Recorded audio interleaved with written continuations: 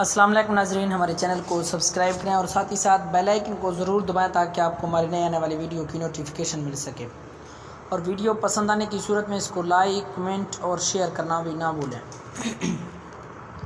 اسد الدین شیرکو کی آنکھوں میں آنسو تھے۔ میں نے بھی سلطان کو بار سمجھایا تھا کہ وہ اس وقت حالت جنگ میں ہیں، اس لیے انہیں کسی ایک فرد پر بھروسہ کرنے کی بجائے مکمل حفاظتی دستہ قائم کرنا چاہیے۔ اسد الدین شیرکو نے اداس لہجے میں کہا، کاش سلطان نے میرا مشورہ قبول کر لیا ہوتا تو یہ المناک واقعہ رونما نہ ہوتا اور ملت اسلامیہ ایک عظیم مجاہد سے معروم نہ ہوتی۔ بہت دیر تک اس قسم کی گفتگو ہوتی رہی۔ زبیدہ بھی اپنے محسن کے غم میں پورے خلوص و دیانت کے ساتھ شریک تھی اور اس کی آنکھیں بھی اشک برسا رہی تھیں۔ یوسف بھی اس واقعے سے بہت زیادہ متاثر تھا اور اس کے معصوم ذہن میں یہ بات اچھی طرح نقش ہو گئی تھی کہ دنیا میں اسلام کے بے شمار دشمن موجود ہیں۔ چند روز تک موصل اور شام کی فضا بہت سوگوار رہی۔ بغداد میں عباسی خلیفہ نے بھی سلطان عماد الدین زنگی کا سوگ منایا۔ تمام مسجدوں اور مدرسوں میں بھی سلطان شہید کے لیے اجتماعی دعائیں کی گئی۔ غریب اور محتاج لوگوں میں صدقات اور کپڑے تقسیم کیے گئے۔ سلطان عماد الدین کے 4 بیٹے تھے: سیف الدین غازی، نور الدین محمود، قطب الدین مودود اور نصر الدین امیر عمران۔ زنگی خاندان کے دشمن اس بات کا انتظار کر رہے تھے کہ حصول اقتدار کے لیے چاروں بھائیوں میں تلواریں کھینچی جائیں، پھر خون کے دریا بہیں گے۔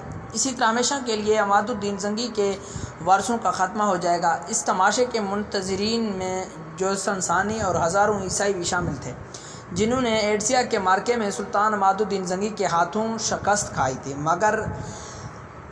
مگر بدخواہوں کی شدید خواہش کے باوجود یہ خون رنگ تماشا نہ ہو سکا اور اللہ نے اس سنگین گھڑی کو سلامتی کے ساتھ ٹال دیا۔ اقتدار کی منتقلی کا مسئلہ بے حسن و خوبی حل ہو گیا۔ زنگی کے سب سے بڑے بیٹے سیف الدین غازی کے حصول میں موصل کا علاقہ آیا اور دوسرے بیٹے نور الدین محمود زنگی نے شام میں اقتدار سنبھال لیا۔ عیسائی دنیا جس نے سلطان عماد الدین زنگی کی شہادت پر رقص و شراب کے ساتھ جشن منایا تھا، سلطان کی اس تقسیم پر بہت زیادہ خوش نظر آئی تھی۔ صلیبیوں کے خیال میں زنگی کی فوج طاقت 2 حصوں میں بٹ گئی تھی، جو عیسائیوں کے لیے انتہائی نیک شگون تھا۔ اس صورتحال سے فائدہ اٹھاتے ہوئے آرمینیا کے عیسائی باشندوں نے ایک نئی چال چلی۔ ان لوگوں نے اپنے ایک متعدد شخص کو بڑی رازداری کے ساتھ انطاکیہ بھیجا۔ ایڈسیا کی طرح یہ بھی ایک مضبوط عیسائی ریاست تھی۔ ایڈسیا کا حکمران جولسن ثانی فرار ہو کر انطاکیہ چلا گیا تھا۔ جولسن ثانی نے آرمینیا کے معزز باشندوں کی طرف سے بھیجا ہوا خط پورے املاک کے ساتھ پڑھا، جس میں واضح طور پر لکھا گیا تھا، عظیم جولسن کو معلوم ہونا چاہیے کہ خون خوار عماد الدین زنگی کی سلطنت 2 حصوں میں تقسیم ہو چکی ہے۔ زنگی کے دونوں بیٹے اپنے باپ کی طرح جنگجو اور مرد میدان نہیں ہیں۔ مزید یہ کہ ابھی دونوں بھائی اپنے اپنے انداز میں حکومت کے انتظامات مضبوط کرنے میں مصروف ہیں۔ مقدس باپ اور بیٹے نے صلیب کی سربلندی کے لیے ہمیں ایک اور سنہری موقع فراہم کیا ہے۔ اس سے پہلے کہ زنگی سلطنت میں استحکام پیدا ہو، آپ بلا تاخیر مسلمانوں سے ایڈسیا کی شکست کا انتقام لے کر اہل صلیب کے دلوں کو اقرار عیسائیت کو سرخرو ہونے کا موقع فراہم کریں۔ آرمینیا کے معززین کا خط پڑھ کر جولسن ثانی کے ہونٹوں پر ایک فتنہ گر اور عیاکار مسکراہٹ ابھری۔ پھر اس نے وہ خط انطاکیہ کے حاکم ڈیمورا کی طرف بڑھایا، جو اپنے مذہب تعصب میں شاہ یروشلم گاڈفرے اور جولسن ثانی سے کسی طرح بھی کم نہیں تھا۔ ڈیمورا نے آرمینیا کے باشندے کی طرف سے بھیجے جانے والے دعوت نامے کی ایک ایک حرف کو بہت غور سے پڑھا اور ایڈسیا کے شکست خوردہ حکمران کی طرف سوالیہ نظر سے دیکھتے ہوئے بولا، عظیم جولسن کے کیا ارادے ہیں؟ جولسن ثانی نے اس موقع کو غنیمت جانا اور ڈیمورا کے مذہبی جذبات کو بھڑکاتے ہوئے انتہائی جذباتی لہجے میں بولا کہ اس کے سوا میری زندگی کا کوئی مقصد نہیں کہ میں صلیب کے نام قتل ہو جاؤں اور پھر اپنے عظیم پیغمبر کی طرح صلیب پر چڑھا دیا جاؤں۔ یہ کہتے کہتے جولسن ثانی بہت زیادہ غم زدہ نظر آنے لگا تھا اور اس کی آنکھوں سے بھی ہلکی ہلکی نمی جھلکنے لگی تھی۔ انطاکیہ کا حاکم ڈیمورا اور جولسن کی باتوں سے بہت زیادہ متاثر ہوا۔ میں اس سلسلے میں آپ کی کیا مدد کر سکتا ہوں؟ شکست خوردہ جولسن کے دل میں حکمرانوں کا جذبہ بڑی شدت کے ساتھ دوبارہ کروٹیں لینے لگا تھا۔ ڈیمورا کو جذباتی پا کر اس نے بڑی عیاری کے ساتھ ایک اور چال چلی۔ کچھ سپاہی تو میرے ساتھ ہیں مگر ان کی تعداد ایک بڑی جنگ کے لیے کافی نہیں۔ اگر حاکم انطاکیہ اپنی کچھ فوج عنایت کر دیں تو میں دوبارہ ایڈسیا کے قلعے پر صلیبی پرچم لہرا سکتا ہوں۔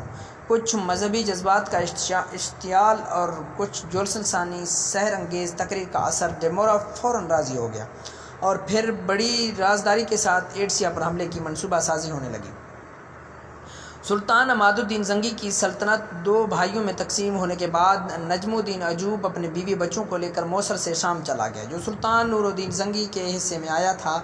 نجم الدین عجوب کو سلطان عماد الدین زنگی مرحوم کے دو بیٹوں سیف الدین غازی اور نور الدین محمود سے محبت تھی، مگر وہ سلطان نور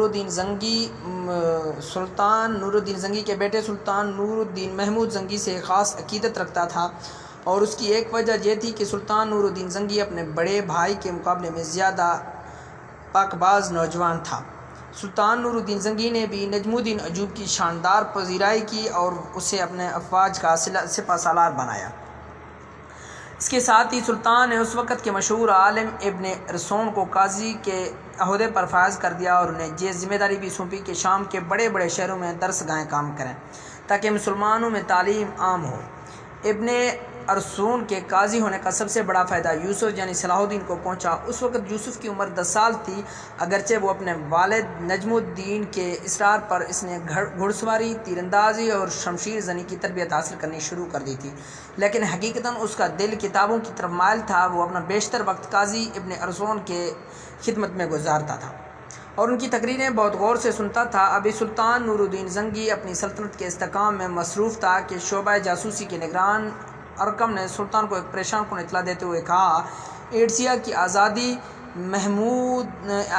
کی آزادی خطرے میں ہے، بگوڑا جولسن ثانی دوبارہ حملے کی تیاری کر رہا ہے۔ سلطان نور الدین زنگی نے بڑے حیرت سے یہ خبر سنی۔ ہمارے اطلاع کے مطابق بابا مرحوم مغفور نے جولسن کی کمر ہمیشہ کے لیے توڑ دی تھی، پھر وہ اپاہج انسان ایڈسیا پر جلخار کس طرح کر سکتا ہے؟ صلیبیوں نے اسے نئی بیساکھیاں دی ہیں۔ ارقم نے وضاحت کرتے ہوئے کہا، انطاکیہ کا حاکم ڈیمورا اس کی پشت پر ہے۔ مزید یہ کہ آرمینیا کے عیسائی باشندوں نے بھی جولسن کو مالی مدد دینے کا وعدہ کیا ہے۔ سلطان نور الدین زنگی نے فوراً اپنے سالار نجم الدین عجوب اور اس کے چھوٹے بھائی عماد الدین شیر کو خلوت میں طلب کر لیا۔ دونوں بھائیوں نے سلطان کو ایک مشورہ دیا کہ بلا تاخیر ایڈسیا کی طرف پیش قدمی کی جائے تاکہ سلطان محروم کی اس تاریخ ساز فتح کو برقرار رکھا جائے۔ سلطان نور الدین زنگی اپنے لشکر لے کر قہرناک آندھی کی رفتار سے ایڈسیا کی طرف بڑھے، مگر اس سے پہلے نومبر 1146 میں جولسن ثانی نے ایڈسیا پر آدھی رات کے وقت شب و خوں مارا اور گہری نیند میں ڈوبے ہوئے ترکمان پہرے داروں کو قتل کر کے شہر پر قبضہ کر لیا۔ اس کے بعد عیسائی حکمران اور اس کے فوجیوں نے اپنے جسموں سے انسانیت کی قبا میں اتار کر وحشی درندوں کی کھالیں پہن لی، پھر وہ اپنے خونخوار دانتوں اور نوکیلے پنجوں کے ساتھ ایڈسیا کے مسلمانوں پر جھپٹ پڑے۔ صلیبیوں کے جنون کا یہ عالم تھا کہ انہوں نے مسلمان بوڑھوں اور بچوں کو بھی اپنے گھوڑے کی ٹاپوں سے رونت ڈالا۔ پردہ دار اور معصوم دوشیراؤں کو بھی بے آبرو کی گئی، مگر پھر انہیں قتل کر کے ان کی لاشیں عام راستوں پر پھینک دی گئیں۔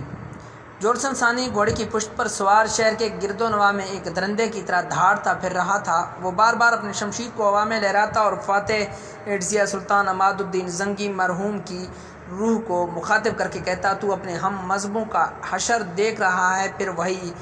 پھر خود ہی جواب دیتا، مگر تو کیسے دیکھ سکتا ہے کہ تیری تو ہڈیاں بھی قبر میں گل سڑ کر خاک ہو چکی ہوں گی۔